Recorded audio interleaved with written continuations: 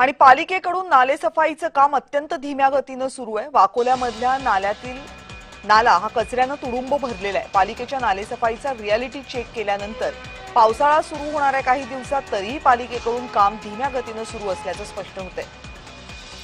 घाणीचं साम्राज्य आहे वाकोला परिसरामध्ये आणि त्यामुळे आरोग्याचाही गंभीर प्रश्न निर्माण झालाय। शहरातील बहुतेक नाले कचऱ्यानं तुडुंब भरलेत। अशीच अवस्था सांताक्रूज पूर्वमधल्या वाकोला नाल्याची झाली आहे। इथून आढावा घेतलाय आमचे प्रतिनिधी जय पवार यांनी।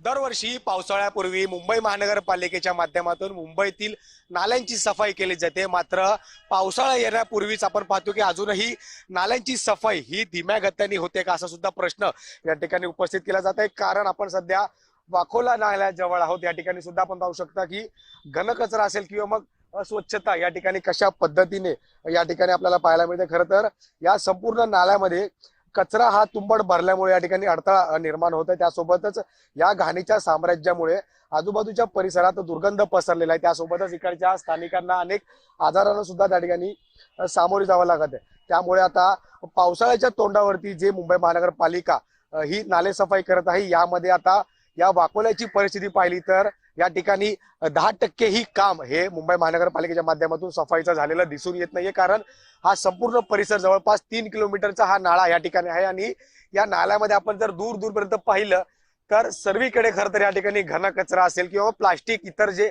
कचरा आहे तो संपूर्ण या नाल्यामध्ये तरंगताना दिसतोय। त्यामुळे आता मुंबई महानगरपालिकेकडनं जे काम हाती घेण्यात आलेलं आहे याला मे महिन्याच्या अंतिम पर्यंत हे संपूर्ण काम पूर्ण करण्याचे आश्वासन त्या ठिकाणी महापालिकेने दिलेले आहे। स्वच्छ नाल्यातून किंवा हे नाले जे ते स्वच्छ पाहायला मिळतील का, त्यासोबतच मुंबईची तुंबवण्यापासून रोखण्यासाठी मुंबई महानगरपालिका काय उपाययोजना राबवतील का, हे सुद्धा पाहणं तितकंच महत्वाचं असणार आहे। व्हिडिओ जर्नलिस्ट स्वप्नील मोरेसह मी जय पवार, जय महाराष्ट्र न्यूज, मुंबई।